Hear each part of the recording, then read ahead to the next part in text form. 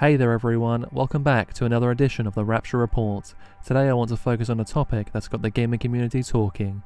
Phil Spencer, the head of Xbox, has made a bold statement suggesting that no first-party Xbox game is off the table when it comes to other platforms like PlayStation and Nintendo Switch.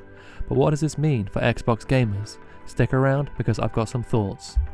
Chatting with Bloomberg, the Microsoft gaming CEO said that there are no red lines internally at Microsoft when it comes to which series could end up on PS5.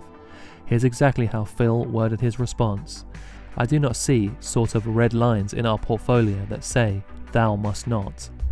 This new statement comes after Microsoft started releasing some of its titles on Sony's PS5. Ever since, there has been rumours that certain franchises won't ever move over, but Xbox boss Phil Spencer has thrown that notion out the window.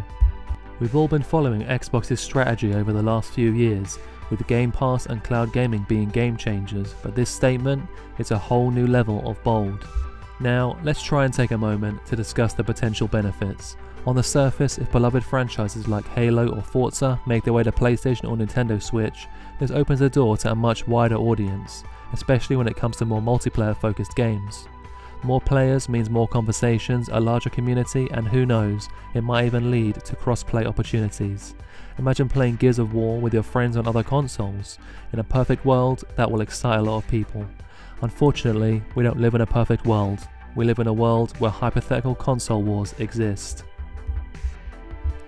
Detractors to this move will point out how this could also hit Xbox's bottom line hard.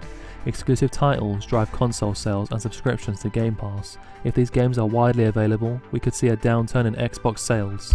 I see a world where Xbox releases their games like normal and then 6 months to a year later we see those games coming to other platforms.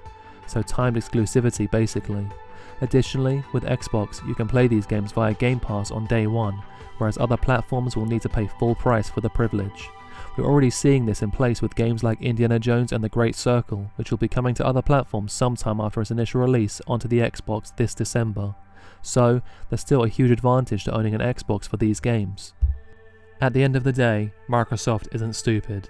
This is all about money, and they're depriving themselves of huge sums of money by keeping these expensive games away from platforms that the majority of people play on.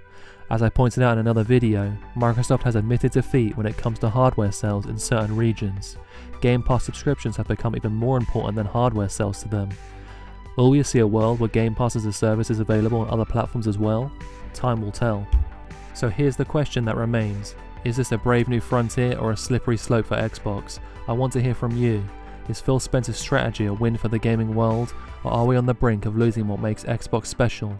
Drop your thoughts in the comments below. I'll see you next time.